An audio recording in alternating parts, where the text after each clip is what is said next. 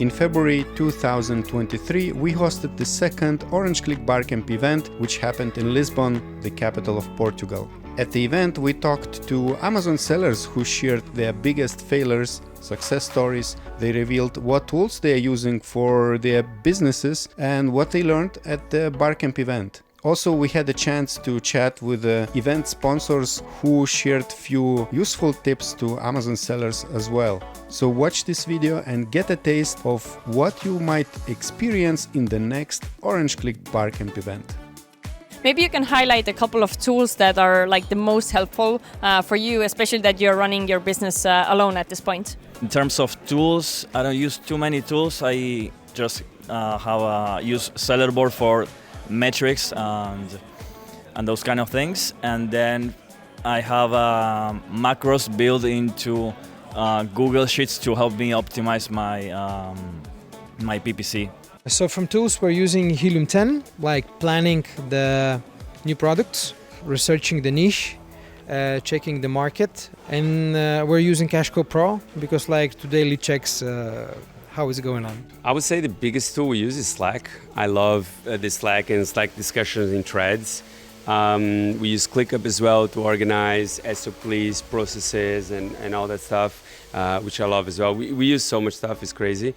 But one of the biggest things we found out, we're actually doing a lot of custom software now, is way cheaper than I thought. So initially, it's simple software, so it's not like it can't be used by others, it's only used by us. But I think a lot of sellers could do some small little software, sometimes even in Excel, there's people that do to organize information and to create something that is custom for you to help your business and your process works better. Being an Amazon seller, what have been some of your greatest successes so far? And have you had any kind of fails, if we can say so? I fail every week and I succeed every week. Of course, we had tons of fails, and like we have, once we ordered like 5,000 pieces of items that no one needed anymore. It was really painful in terms of money fail. But my main succeed is just like I started doing it. Which actually isn't my success, it's my husband's. He kind of pushed me into business. Yeah, but my success is just I'm doing it, and I'm doing it in a way that I enjoy it. So it's not just about making money, it's about making your lifestyle. So I spend time with my family, I'm doing yoga, I'm traveling, I'm doing all this stuff, and at the same time I'm making enough money to for all this happen. So for me, like Amazon and business in general, it's not about profits, it's about the lifestyle you can have with these profits. I have so many, it's in 2018 I wasn't even sure I wanted to continue this business because I got suspended, I got almost suspended. It was super annoying with account health with Amazon. Now we have like a person dedicated to it. I would say the biggest failure is related to the thing I was commenting before, is that I hired a developer. It seemed like a failure for a long time, but then it wasn't. So I hired a developer, I was paying him $5,000 per month for about 10 months. The software, we were trying to automate our decision making, which we have now. We failed. It wasn't really giving the results we wanted. We stopped. So I spent 50,000 euros, and I was like, wow, that hurt, But then 6 years later, I said, I'm going to try this again. I have to figure out how to do this, even if I continue failing. And so I hired these two developers, and we created, they were cheaper because now with my wife's recruiting service, we know how to find people cheaper. And so it was a lot cheaper. It took us about 4 or 5 months, and then we got this software, and that helps us like scale in a completely different level. So often, I believe that many of our failures, they're just lessons. You learn from them, and you don't know when you're going to use that lesson. Sometimes it's right away. Sometimes it happened to me 6 years later, and the thing that seemed to be my most expensive failure, 50,000 euros, has now made me hundreds and hundreds of thousands more. So you never know where it's going to take you, So yeah, successes. Well, my first success was, the very first product that I started selling my first sales. That was one of the most beautiful moments. So I'm really proud of the brand that I'm building. I'm really focusing on building a brand and having social media presence. Really building an audience and seeing people using my products. That's really fulfilling. Apart, from the income and stuff. Failures, yeah, I had a lot of failures. Mistakes that I made. Products that I launched that just didn't go well. At the beginning, I was not really focusing on building a brand. I was just, throwing products out there until I realized that, at least in my opinion and what I can see in this event, is that the way to go is to focus on a product line and building a brand and having a good precision branding in Amazon and off Amazon as well.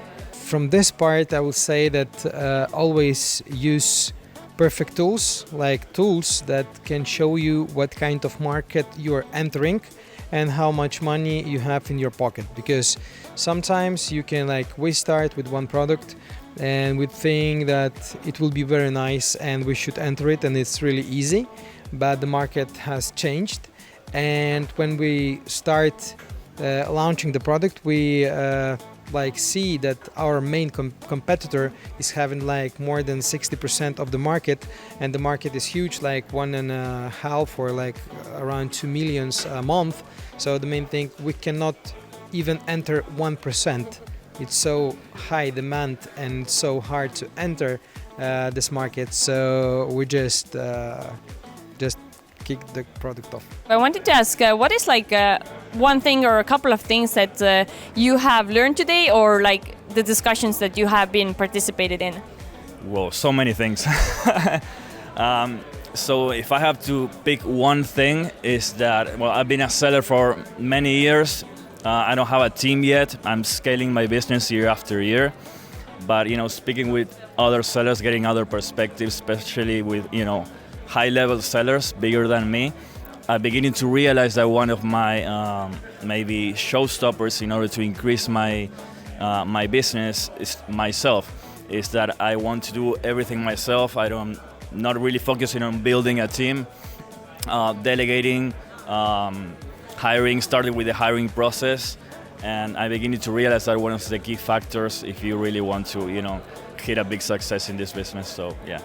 It's really nice to start speaking with aggregators and the guys who already have the exit strategies, and with those people who already had done the exit. So in this case, you see what you need to do, what you need to prepare. So in this case, you have a lot of feedback, the positive feedback that will you not get from the normal conference, let's say, right? Because when you're going to the normal conference, you know what kind of topics you will have. But then the networking is really hard because you cannot get into the eye-to-eye speaking and you don't share the same ideas and the same problems that you have. And here you can sit with the sellers, with 20 of them, and then you say, okay, we're doing like this. And okay, also we're doing like this, this is work, this is not working for us, why it's not working for us. So in this case, you have a lot of insight information, and I think this is the mostly strongly part of barcamps. I like the quote from Peter Drucker. He said, culture is strategy for breakfast, and creating a great culture, a place that people really want to work for, a place that you truly care about the employees. You're not just doing it because you want to make money and everything. That creates, and then hiring the persons with the right values. So you define your values, you hire the people with the right values, and then people want to work for you, the people don't want to leave. We had 3 people quit in 3 years. And that's the game changer, because the team is everything, and then that's how the company is growing, through the work of the team, So right now I have 2 challenges, very practical. It's a team we are hiring right now, and it's inventory management system. It's just session we have just right now, and it's my job for the closest few weeks. So it's very practical for me right now.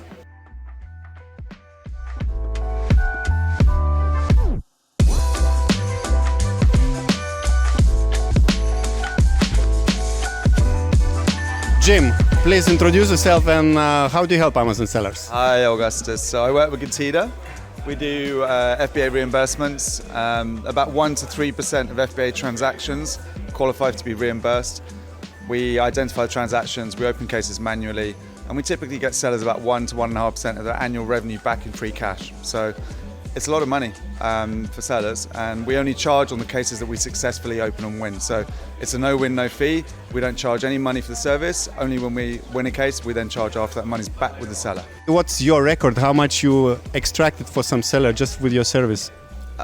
I can't name names, but one of our larger clients is north of 15 million a year in reimbursements. So you can imagine You talk about leveraging cash flow. They put $15 million back into their business every year, nearer 20 million actually. So it's a bit, it's money. It's real money for businesses. All right, so now we got money from Amazon. What do you think Amazon sellers can use it for? Look, I mean, 1% doesn't sound like a lot, but we're living in a world of margin compression and for some categories declining demand. So we get 1% of revenue back. That money, if it's deployed correctly, so you take the agencies here doing PPC, if they get 4x ROAS on every dollar we give them in reimbursements, that's 4% growth on a brand in a year. Push button. So, it's leveraging that reimbursement money is not just 1%, it can become 1%, 5%, 6%, depending on how you use the cash. So, sellers are crazy not to use reimbursements as a service. It can make a big impact on the business. Nextoria is another sponsor of Orange Click Barcamp. I met Ivo at the stand. Ivo, can you explain more what do you do and how do you help Amazon sellers? We are an M&A advisory services company, and we help sellers to get the most out of the potential exit down the road, whether it's finding them a strategic partner to grow together or do the partial or full exit. So what's the difference between the broker and using your service?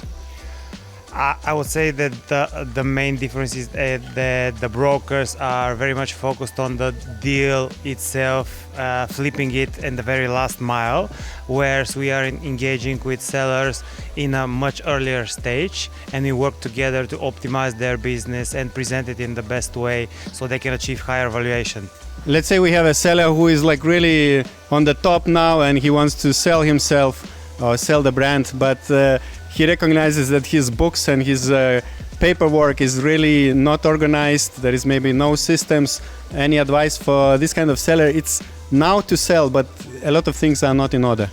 Yeah, basically I would say that most of the time sellers they think that they are ready for an exit. However, they are not well prepared in terms of operations, documentation, financial, accounting, so on. So definitely it's something that they need to do. It's immediately contact this type of service providers. We have a large network of preferred buyers with whom we are working. So I mean preferred partners. Preferred partners, sorry about it. So we have these partners in our network and we work together with them. So these guys are helping them prepare the accounting in the right order, the financial statements or whatsoever it needs. Sometimes it can be even the marketing expenditure optimization or supply chain whatsoever, because the buyers would like to see a company where all the processes are in order so they know what they're buying. Lately they are very diligent during the due diligence process and they would like to know that they're buying a well-arranged company. Can you tell us a little bit what Avast does and how do you help Amazon sellers? Absolutely, yes. So we can help you with tax, we can help you with EPR, which is the new European packaging regulations and the eco-compliance. We can also help you with shipping, not shipping, the customs clearances and indirect representation. So basically anything that a seller needs to do to grow and expand cross borders, if they speak to Avast, we can assist in some way, or if we can't assist directly, we have a partner who will be able to assist.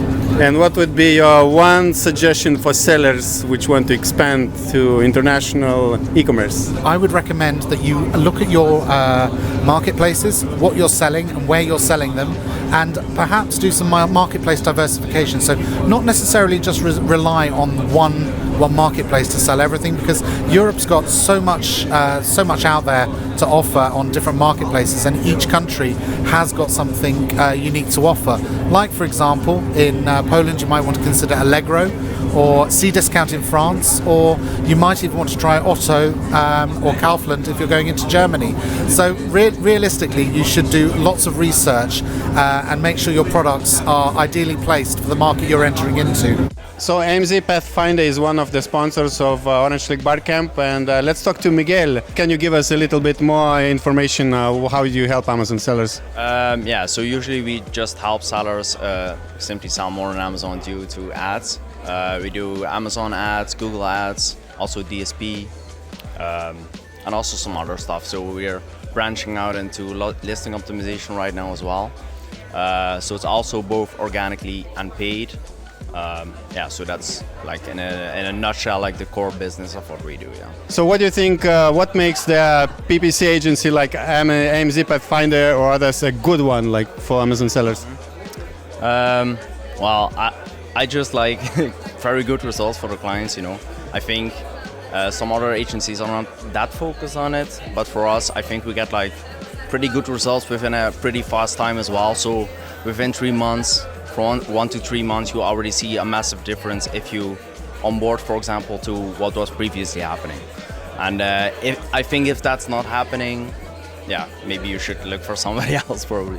So Dragonflip was one of the partners for Orange Click Barcamp, and I wanted to ask Nicholas from Dragonflip a few questions. So first of all, can you explain what Dragonflip does and how do you help Amazon sellers? Sure. Dragonflip is an e-commerce brokerage firm for any sort of e-commerce. It could be Amazon, Etsy, Walmart, any e-commerce store. If you're looking to sell your business, we can help you find buyers, prepare the marketing materials, and make sure you get the best price for your business. If you are looking to buy a business, you can come to us and we can find a business that meets your criteria. So we help buyers exit and acquire Amazon and e-commerce businesses. And we noticed you were attending all the sessions, like some sponsors, you know, they would stay in the main room during sessions, but you were attending everything. What is your takeaway? What did you learn today? I learned the challenges of driving traffic from outside of Amazon, not using Amazon PPC, but trying to use Google or Instagram, Facebook, TikTok even to drive traffic in, and that's a challenge that a lot of Amazon sellers are facing. So I like to learn about the industry as much as anyone else, so that's why I like to attend the sessions. We hope that the attendees of Orange Click Barcamp got the most out of this event and enjoyed it as much as we did. See you in the next one!